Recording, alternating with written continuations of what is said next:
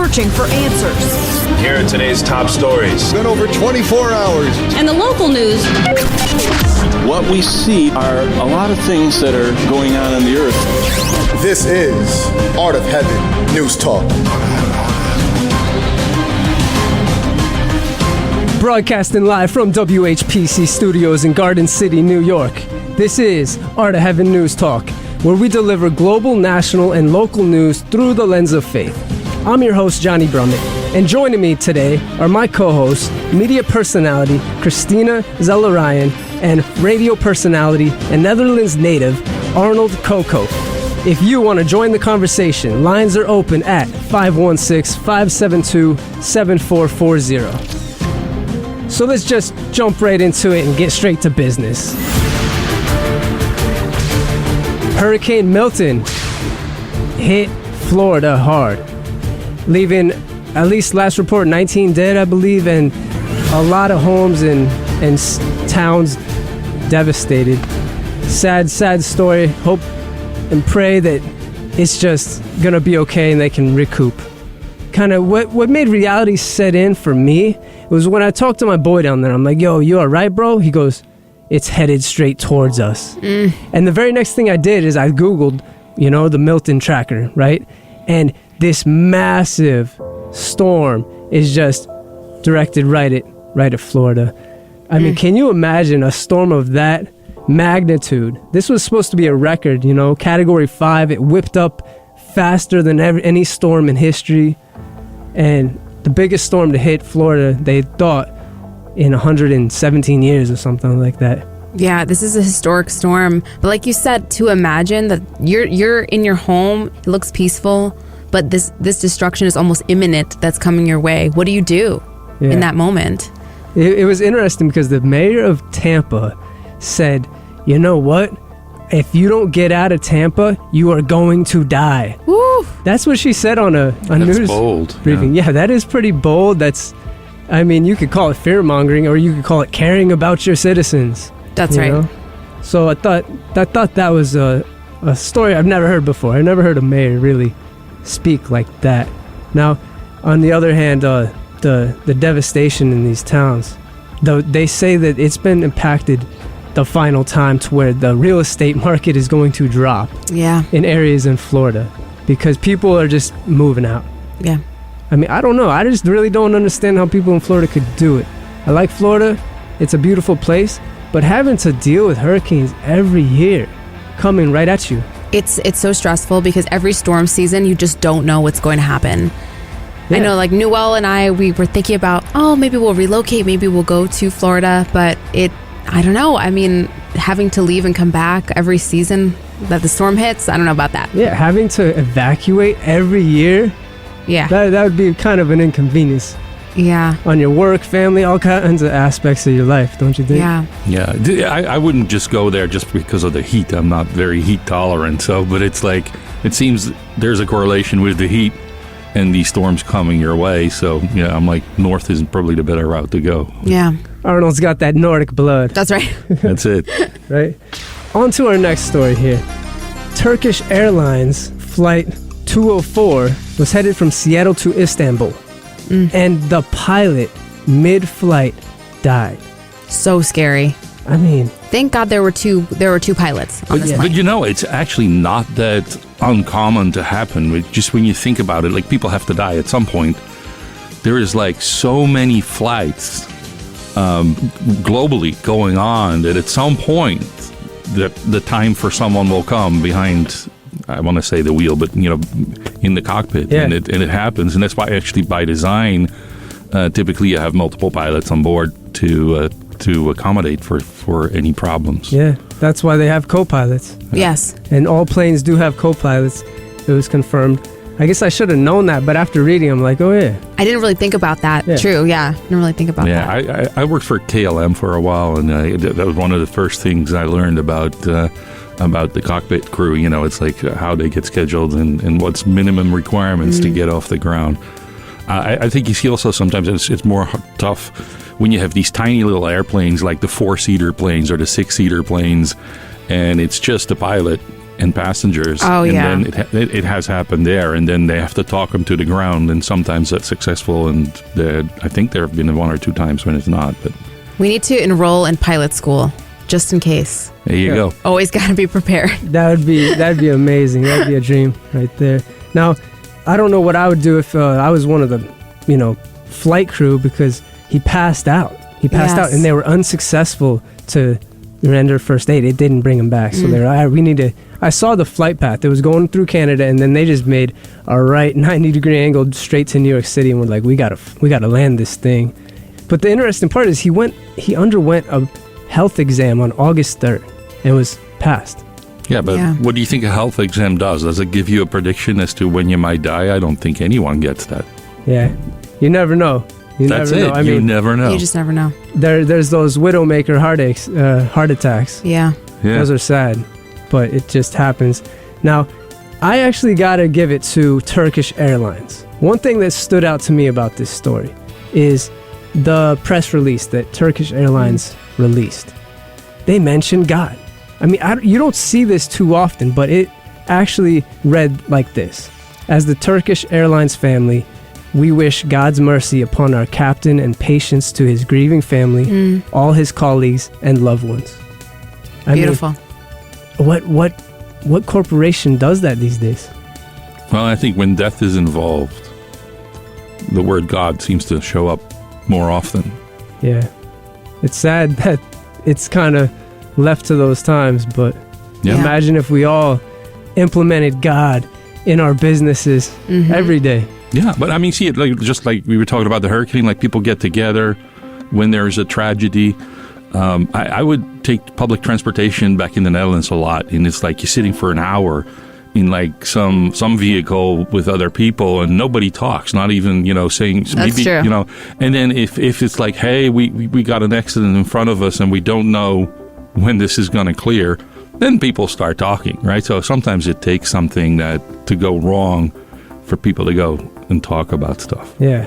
Everyone always says, pray for Florida and pray for this person. I'm praying for you. Our prayers are with you. But I wonder, deep down, God only knows how many people are actually sitting down, bowing their head and praying to God. Yes. This story reminds me, actually, of that movie Left Behind. Oh, yeah. Remember? I mean, talk about the rapture. I don't know. There's a lot of theories about this rapture thing, but if it plays out how a lot of people think, like that movie, people are just going to disappear left and right. And what if a pilot of an airplane is flying and he's looked upon as righteous in God's eyes and he just evaporates? And the other co-pilot too, and then there you go. Yeah, for me, I don't worry about those things because I think God already knows this stuff is coming and he lives beyond the dimension of time. So he would know this is coming and he would plan for that, right? So I don't think nothing is going to happen that wouldn't already be planned. And if you were saved, you're part of the rapture. So, But I think the message is like, okay, make up your mind now because you really don't know how long you have. And I think with these two stories, the hurricane and also with this, someone dying suddenly, we just don't know what's going to happen. Scripture tells us, do not be anxious about anything. Tomorrow has its own worries of its own. So why are we worrying? And it's hard to do in practice, but it's really true. We have no control over these external situations. So there's no fret in stressing about it. Yeah. We don't have control. That is a scary thing. Maybe I'm a control freak. It's terrifying. Yeah. Seriously, when the hurricane was hitting Florida, and I was texting with my boys, like it's headed right towards us. Yeah. I had this epiphany. I sat there and I'm like, God, lead my life and my family out of the way of some devastating occurrence like this. I really just. For a minute, we're not supposed to fear sudden disaster or the calamity that overtakes the wicked, they say in Proverbs. But for this moment, I'm like, what if I was living somewhere where it just hit me? Yeah. It just hit, and there's nowhere to run. We're just facing a storm. That's right. Right. That's the true test when that happens, and that will happen. Whether it's a tropical storm or some other type of storm, in any situation, you might be like, okay, something's heading my way right now. Yes. And what do you do? Yeah. Yeah. Scripture says, there will be troubles, Right. but fear not, for I have overcome the world, God said. But he didn't promise a peaceful, trouble-free or storm-free life. Mm-hmm. No, but I think as a Christian, it's kind of like what woke me up is to realize, in order for God to shape your character, you're not gonna shape your character keeping you in comfort. Oh no. Ooh, perseverance. Yep. Diamonds are made under pressure. That's it. right. And extreme heat. Refined by fire. Yeah. Great point, Arnold. Mm-hmm. So what I tried to do, thinking about that storm, is get ahead of the storm. And I started praying. I'm like, God, lead me to live somewhere. To That's a great idea. Be somewhere that I'm not going to have to face an undefeatable storm. I mean, ultimately, I'll defeat whatever I'm faced with because I put my faith in God. I put my trust in God. So I'm not walking in fear. Absolutely. I got God on my side. Yeah. But there is a part to planning. Yes. Right? Yes. And that's why I brought this next story into the mix here in Art of Heaven News Talk. You're listening to Art of Heaven News Talk at 90.3 WHPC. If you want to join the conversation, the number's 516-572-7440. Now, this next story, I couldn't help myself. This one is a fascinating thing, and it all stemmed from a rant on Reddit. Oh, the world of Reddit. Oh, okay? Reddit. So a woman tells her husband that if she dies before him and he remarries, he's only getting half of her retirement fund. All right? And this stirred up a lot of comments on Reddit, making it all the way to this People article that came out yesterday in People magazine. So she literally said, I don't want his new wife to take advantage of all that I've worked for and use it up and leave nothing for my children. She's cold. All right. So some people say she's cold, and I've actually went back and forth on this story about 5 times. You have? Really? On both sides. I'm like, well, she's got to, back and forth. So we're going to get to this conversation, but let me just finish. She writes this. If he decides to get remarried, I wanted half of my retirement fund to go to him, then half to our children. Oh, okay. All right. And now a lot of commenters are split over this, just like myself inside. Mm-hmm. All right. So I was reading this article last night, and I asked my wife, I'm like, what do you think, And I was waiting for the response. It's like, da-dum, da-dum. Mm-hmm. I'm going to be dead, she said. Yeah. What do I care? So there's one aspect. I asked Newell that too. And what did he say? So we both agreed that we feel that when you love your spouse, you want them to be happy, whether or not we benefit from it or not. And so we agree that if we're not around, we want the other to be as happy and set up as well as they possibly can be, even if it's painful for us to consider. So I said, I want you to have everything that's mine, and if it makes you feel happy to move forward and find another partner, like, may you be blessed with that. And I feel like that's like the self-sacrificing love that Jesus calls us to have for each other and for our spouses. Good point. Great. Yeah. I mean, marriage is a covenant, right? It says death till death do us part. So you kind of got to be open to the fact that, someone might remarry, because you don't know what age that happens. And do you really want your spouse to be alone for the rest of their life, if that could be 40 more years or so? That, I don't know. Some people can easily do it and others cannot. But it's an interesting notion, and I think practically very impossible to apply those words, right? Because how could he ever use 100%? Yeah, it doesn't really make sense to me either. Because if he used it, once he starts getting into the 60% or 70%, if he then remarries, the money would already be gone, exactly. Right? And I think, and you don't know how long you're going to live and how long you're going to need money for.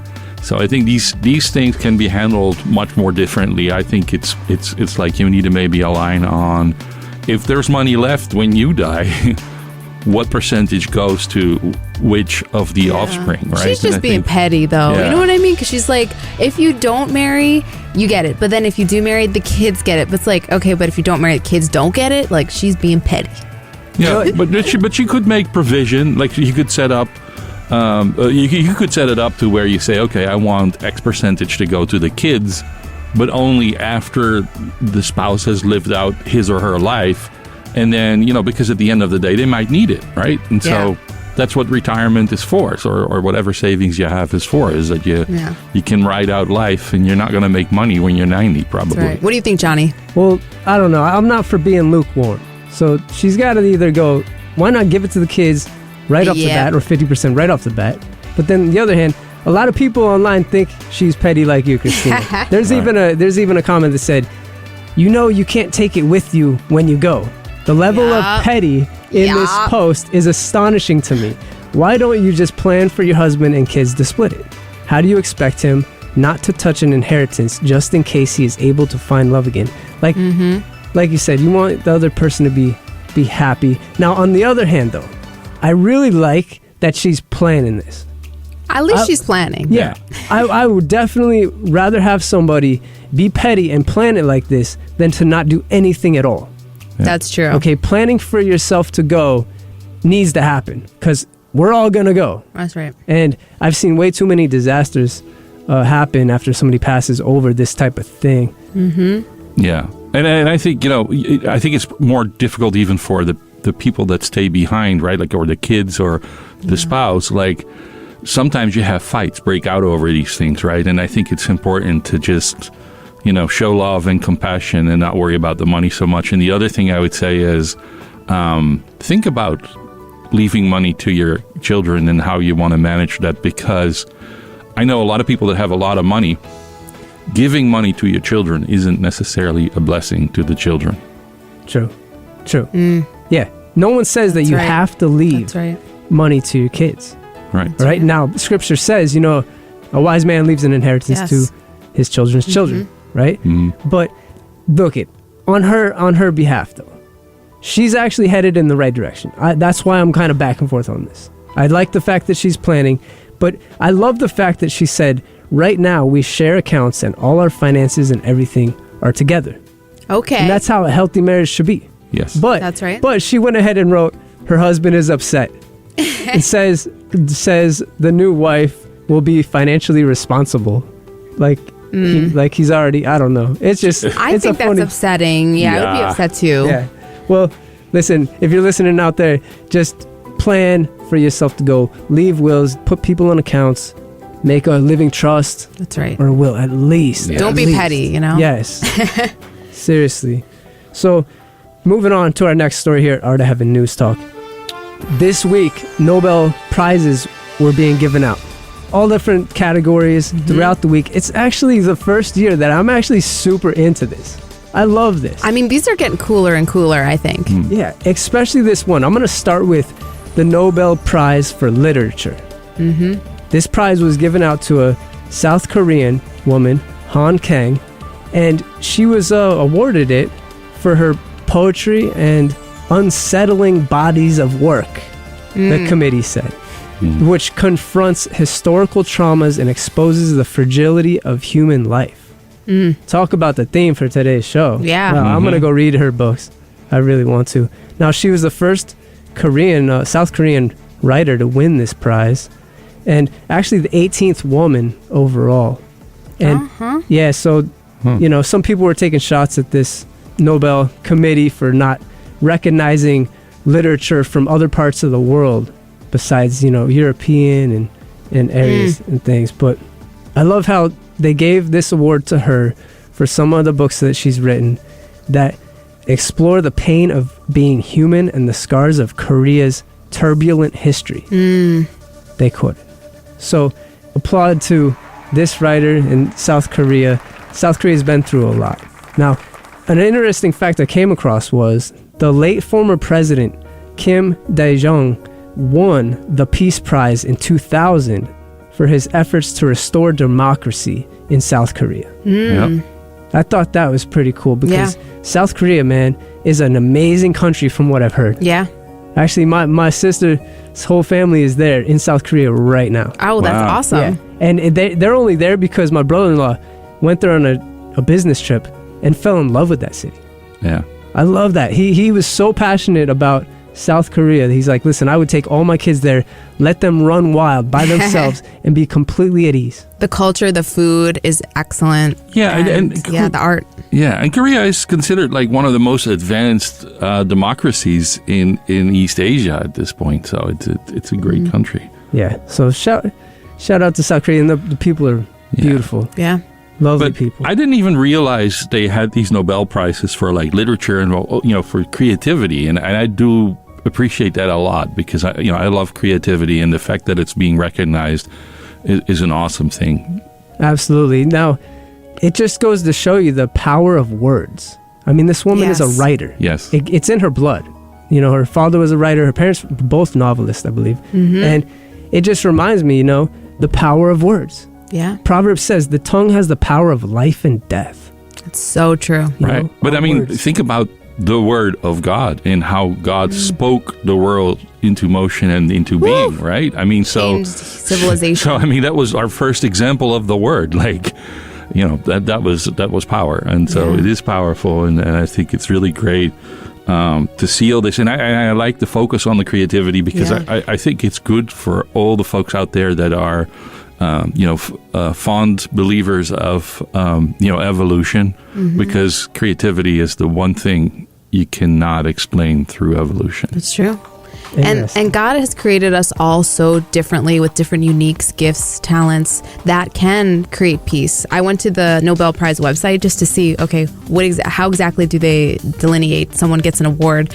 But it says it's a prize that awards the discoveries that have conferred the greatest benefit to humankind through knowledge, science, and humanism. So we're all equipped. If you're listening right now, you're equipped to spread peace, and you have a unique gift, and it could be literature, it could be really anything else. So I would encourage all of us to follow that and explore that. Hence the phrase art of heaven. Yeah. You're art. You are art, Arnold. God made you. Ah, You know? absolutely. Now, we couldn't wrap up this Nobel Peace Prize without talking about who got the Nobel Peace Prize, right? Which I love this story. They actually gave this out today. And it goes to a group of atomic bomb survivors from Hiroshima and Nagasaki. Mm-hmm. And they are reminding the world that nuclear weapons must never be used again. Oof. The Nobel Committee gave, it's amazing to me. It is amazing. They gave this little unknown group, this organization that's barely known, the Nobel Peace Prize, for its efforts to achieve a world free of nuclear weapons. Yeah. They're getting material out there. They're spreading the word and saying nuclear weapons. And I think this is very important. I actually commend the committee for doing this. I applaud them big time, because nuclear weapons, and it's a scary, dangerous thing. It is. It's a very tough topic, though, in the sense that what is practically possible, right? If you have an Iran that says we're not developing nuclear weapons, but they are, and how can you truly enforce that? It's the fear and all that stuff that takes place, right? And I think America might be seen as a world power because of it, right? And so Hiroshima was awful. Yeah. It's disgusting. I mean, but at the same time, how many you'll never know, right? But how many lives did it actually save by not having wars because of the fear of a nuclear war? And I don't have an analysis on this. I just ponder this in my mind. I have no strong opinion on it, but I'm trying to figure out how do you get rid of this stuff, because we are able to destroy this planet, although I don't think we're really able. I mean, at the end of the day, there is still a sovereign God that I think if someone had a plan to literally blow up Earth, he would be stopped. Wow. Yo, this is really tripping me out. I mean, this conversation is only because the fact is, the only time a nuke was dropped in war was 1945 to end World War II in Japan. Now, this Japanese group got the Nobel Peace Prize, and I think a lot of people are making a statement by this, because we do not want another nuke dropped. No. And the fact is that the nukes that are out today are nothing compared to this one that killed an estimated 120,000 people in 1945. Yeah. Yeah, but today you could wipe out the planet. There's actually a nuke that Russia's designed called the Satan II. Oh. And they're saying that it has the capacity to outmaneuver our missile defense systems. And it can reach here pretty quick from Russia. That's not a cool sight standing here in New York and Long Island right now. No. I mean, I've went down this rabbit hole, and we do not want nukes. Now, speaking of North and South Korea, article just came out this week as well that Korean president is saying they will not hesitate. Kim Jong-un will not hesitate to use all available offensive forces, including nuclear weapons, if the enemy attempted to use force to encroach on its sovereignty. Oof. And then we got what's going on in the Middle East, in Israel, in Ukraine, Russia. I don't know.